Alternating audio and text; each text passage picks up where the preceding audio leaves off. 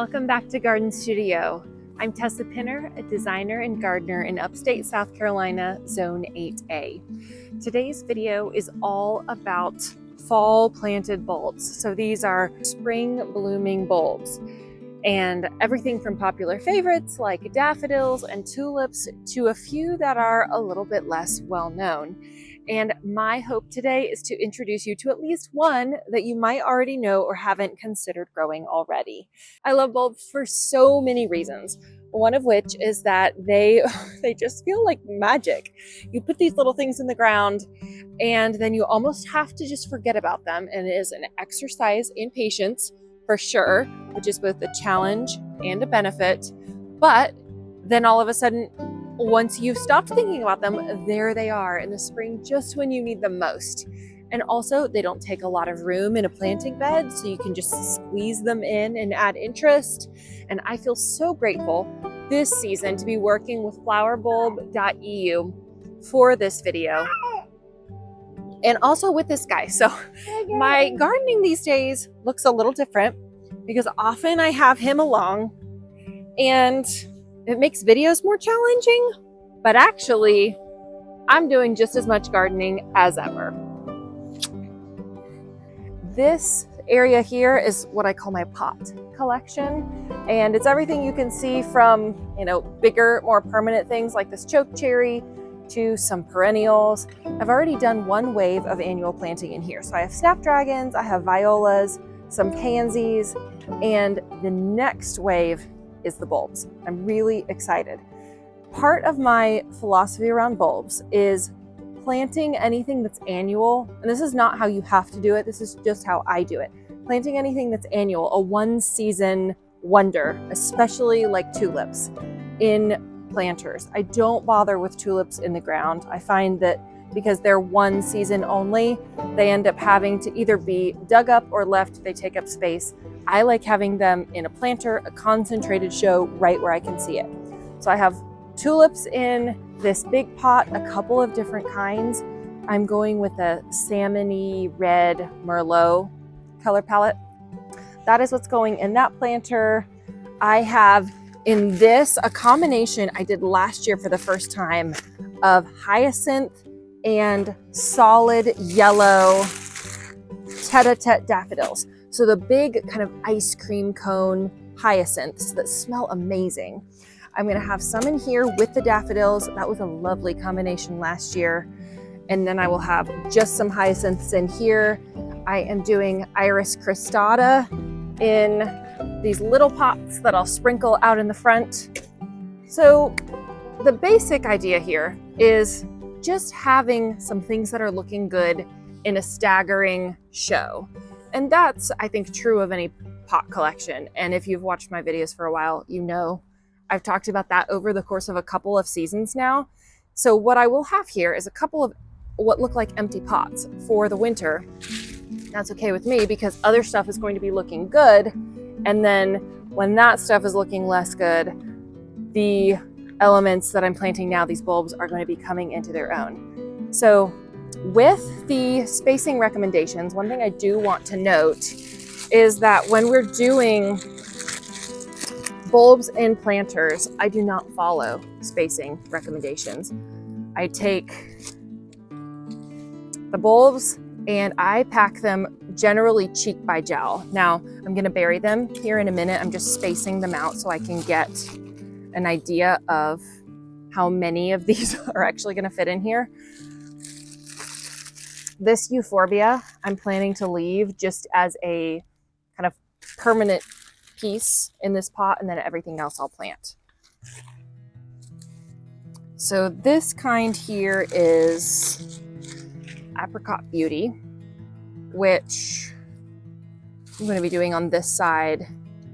So if you read directions, they'll probably tell you to do something like 4 to 6 inches apart, which, as you can see, I am not doing.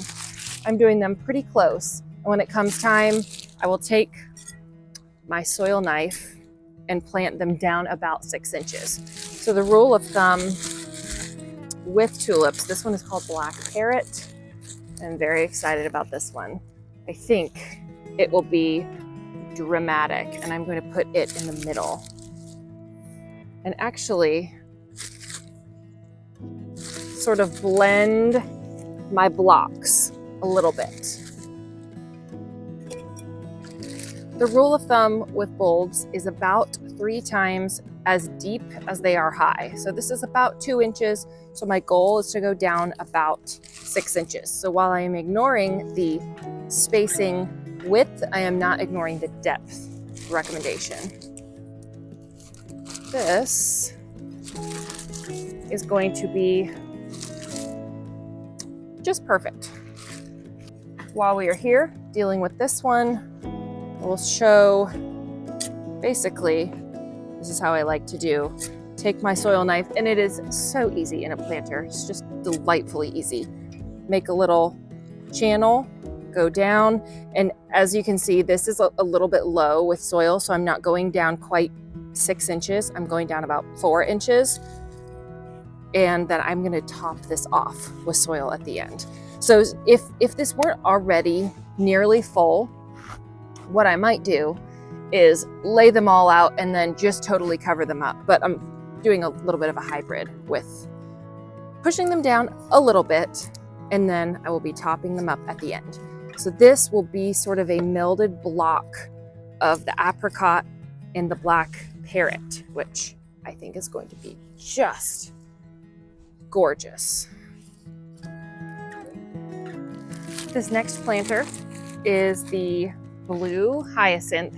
It's almost a blue purple, really distinct color. Actually, not totally unlike this, maybe a little bit lighter, but there is something about that rare blue in nature that anytime I can get a blue flower, I am all in. I just think it's pure magic. You know, the delightful thing about gardening is that there are all kinds of gardeners, and every personality is going to garden differently. Some people, this would drive them absolutely bonkers. They would have to array everything perfectly, take out just the right amount of soil, set it all in, lay it out beautifully, not make a mess, not have dirty hands. Just not that kind of gardener. So maybe someday, but I just like to dive right in and get it done. And one thing I think is so special and fun about bulbs is that they're a great way to experiment.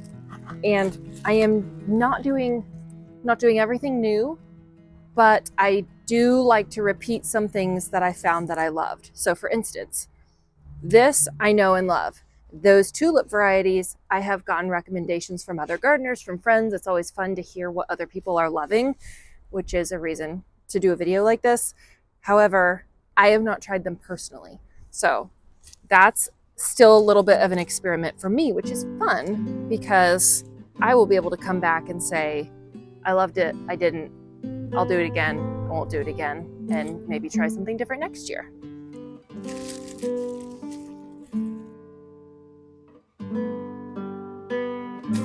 These beds here were new as of last spring.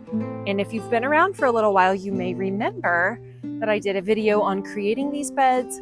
I did another one about planting them with lots and lots of glorious summer blooming bulbs. And then I did a reveal of what it looked like in the summer.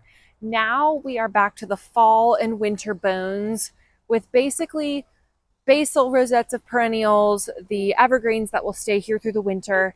It is now ready for its next layer, which is more perennials and spring blooming bulbs. In these 2 beds, I am doing a mixture of narcissus, leucojum, and iris, and I wanted to give a quick demonstration on how I like to distribute bulbs. You want to be my helper? You can do this just as well as I can. Here. So I just want you to toss it like this. Perfect.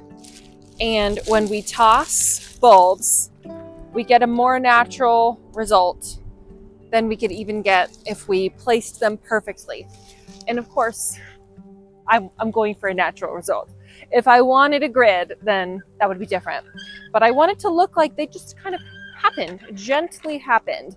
And so taking them and just giving them a little toss. And that's what I will do throughout this whole bed for the distribution of elements, so that when they come up, some areas might be a little heavier than others, but it'll all just feel like it flows.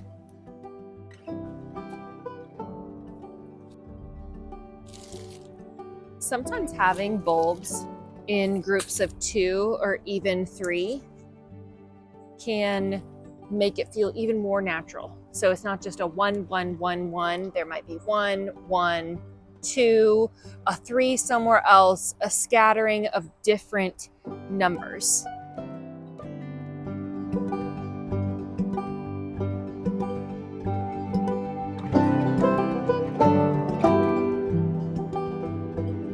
And this is where I am going to toss out more of these Tazetta daffodils and the rest of these giant crocus.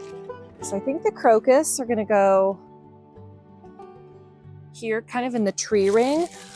I mentioned this before, but I am really hoping that these will naturalize and come back every year.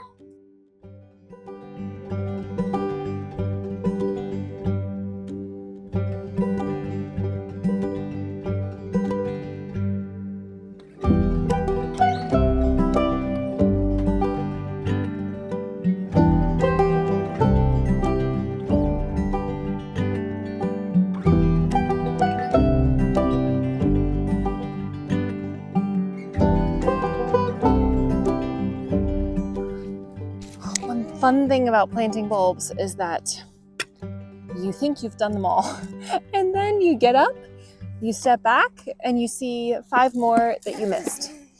And it just takes a couple of passes. When you do it with this method, the toss and then hunt, it takes a couple of passes to get them all and get them all planted. But I will say it does allow for really nice coverage with this method. So it's worth it, isn't that right? This area here is at the foot of a slightly sloped, shady bed, and it is one of the areas in my garden that stays more moist than anywhere else. And in this little spot right here, next to the hellebores and the autumn ferns, and I've got trout lilies in here, I am planting some of what is a no bulb to me, an unusual spring bloomer, snake's head fritillary. And this little guy will come up and have checkered flowers, actually checkered. They hang sort of like nodding bells, look amazing in arrangements, and are just one of those little kind of horticultural novelties that I've always wanted to have. But a friend of mine told me where they are going to be happiest, where she had seen them blooming in the wild, was in a divot in meadows where it's going to hold water and stay a little more wet. And that is absolutely the case in this particular spot. In fact, I've had things die here because it was too wet. So we'll see. These will go about 3 inches down, the bulbs, if that, maybe more like 2.5. The bulbs are not big. So I've just got them scattered through here, and it will be an experiment come spring. This spot right here is a view that I see every day out of my office window. This beautiful red bloodgood Japanese maple, the oak leaf hydrangea, and on the ground plane I have been just starting to add some interest. I've got Solomon seal that you can see are going dormant for the winter. I've just started to transplant some hellebores. I've got a few heuchera over here. And now here in the front, I have put what is another new bulb to me. This is Spanish bluebell. If these are happy, they will spread and form colonies, which is exactly what I'm hoping could happen right here. I think that would be absolutely gorgeous as the leaves are just unfurling red for the first time. I talked about this back in the kitchen garden, but I am such a sucker for anything that blooms blue because it's so rare. So I have tried Virginia bluebell with not too much success, and that may be like a cook saying, I tried that recipe and it didn't work. In other words, they may have done something wrong. I may have done something wrong. I may have picked a bad spot for my Virginia bluebell test. But now I am trying Spanish bluebells, which I've heard are really quite robust if they like their location. So these will go down about 3 inches as well. And I have them just sprinkled in a semicircle here so that they are front and center if they decide to do anything, and I will see them right out my office window, which will be an absolute delight. Welcome to my front porch. This is my very last area to address, and I've got a terracotta pot here and here that previously I had this euphorbia in for the summer. It was beautiful, frothy, but it is ready to be done for the winter. So I have some empty pots to add a combination, and up here I really like to do white.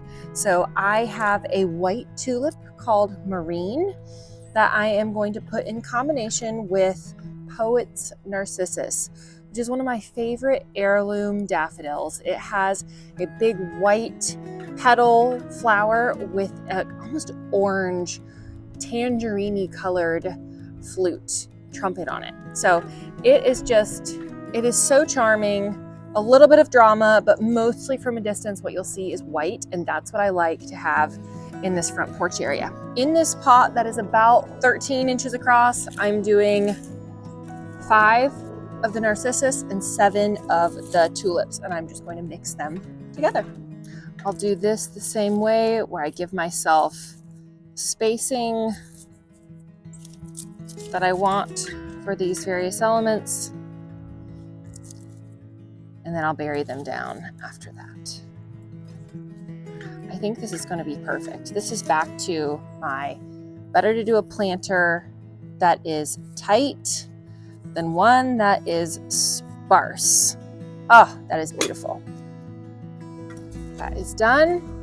I will come back in here and give myself another 1.5 inches or so of potting soil, and then let it sit for the rest of the season. Well, I truly hope that this made you want to go order and buy bulbs. Now is the time to do it. We're here early November, and really this month and next month in my zone 8A are ideal for bulb planting of all kinds for spring bulbs. So thank you again to flowerbulb.eu for sponsoring this video, and visit flowerbulb.eu to go learn more. Happy gardening.